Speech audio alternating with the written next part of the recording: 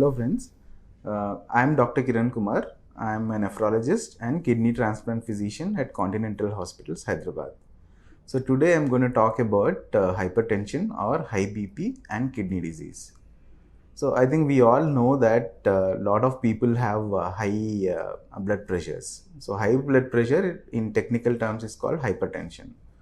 So this hypertension, we think that because we are involved in high tension jobs, or we have a lot of stress in our lives, the BP goes up, and that is most commonly responsible for hypertension.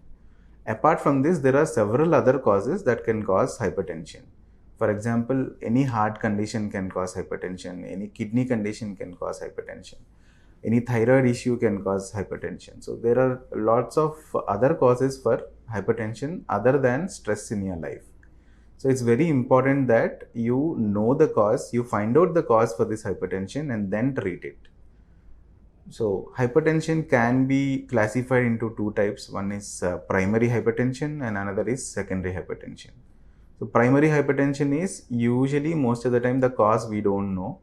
Most of the times the cause is genetic. So hypertension is passed on from one generation to another, and we just give antihypertensives or BP medications to take care of this high BP.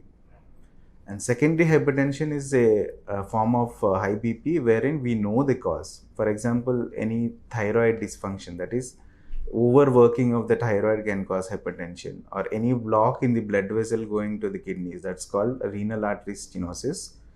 This can cause high BP. Then there are several other endocrine glands in the body which produce hormones. So these hormones are responsible for regulation of BP. So any abnormality in these hormones can cause high BP and hypertension. So these are all several causes of secondary hypertension. So any young patient coming with hypertension, we'll have to definitely rule out these secondary forms of hypertension. Or for that matter, any person who comes to us with very high BPs or with a diagnosis of hypertension, we usually try to find out the cause of hypertension. So we run a battery of tests, including kidney function tests, heart function, ECG, 2D echo, thyroid function, and cholesterol levels. So we run a battery of tests and try to find out the cause of hypertension. So coming to hypertension in kidneys, so hypertension, if it is there for a very long time, that is more than 10 to 15 years, it can cause damage to the kidneys, and it can cause kidney failure as well. And it can also be the other way, that is when a patient has kidney failure, that can start off hypertension. So it can be either way. So hypertension for a very long time can cause damage to the kidneys, and kidney failure as such can cause new onset high BPs or hypertension. So we always have to find out the cause of this hypertension and kidney disease and then treat it. And there are several patients who come to us with BP fluctuations. So BP fluctuations are also a very important concept. So these patients tend to have underlying diseases like pheochromocytoma, which is a tumor of a hormone which is there in the stomach. Then there are other causes like renal artery stenosis. Then sometimes there can be stroke patients with so many BP fluctuations.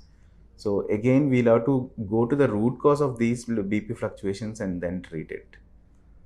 And coming to treatment of hypertension, there are so many medicines to control BP. So each patient will have a different profile. That is, if patient is having diabetes with hypertension, we use some medicines. Patient with heart attack with hypertension, we use some medicines. Some BP medicines cannot be used in patients with bronchial asthma. Some patients with the prostatic problems, they are given a different sort of antihypertensive. So not every patient will require the same antihypertensive. So in the society, most of the time, people know this molecule called 1850 or 1825 or Stamlo or Amlong. So a lot of people know these names. They think that their relatives are taking these medicines and they'll also want to take the same medicine, but it's wrong. So if you have hypertension with kidney disease, it's always better to consult a doctor and take appropriate BP medication. And once you are diagnosed with once you're diagnosed with hypertension and kidney disease, you'll have to follow certain dietary precautions as well. So one of the most important precaution is decrease the amount of salt in your diet. So decreasing the salt is very important because the sodium which is there in the common salt is responsible for a very high BPs, and that's the reason we have to decrease the amount of sodium in our diet. So sodium rich food like pickles or papads, namkeens, and lot of junk food will have lot of salt.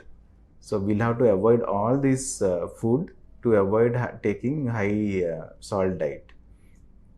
Apart from this, you'll have to get used to decreasing the amount of salt in your curd or buttermilk, or for that matter any other food material you eat. So another thing is you have to increase the amount of fresh fruits in your food.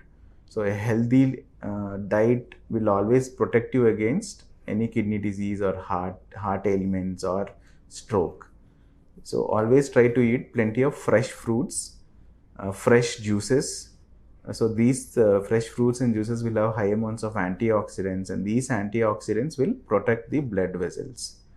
So hypertension injures the blood vessels. That's the reason why we ask patients to take fruits. But if you are having kidney failure or advanced stage of kidney failure, only certain fruits are allowed. So in these patients, there is a restriction on the fruits part. Apart from this, maintain a healthy lifestyle. Go for exercise 30 minutes per day at least, 5 days a week. Exercise can be a simple walk or a simple cycling. You can go for a brisk walk at least for 30 minutes a day, or any other exercise where there is a movement of the body like swimming or cycling or cross training, treadmilling, trekking. So these are all several exercises which will help you in keeping your BP under control. And this also helps in CKD or kidney disease management. Apart from this, try to reduce your weight, have realistic goals, try to have targets, decrease at least 1 or 2 kilos per month or per 2 weeks. Then you'll attain your weight goals. So reduction of weight will definitely help you in reduction of hypertension. So friends, these are some of the aspects of high BP and kidney disease, and some of the management issues and precautions for patients with hypertension and kidney disease.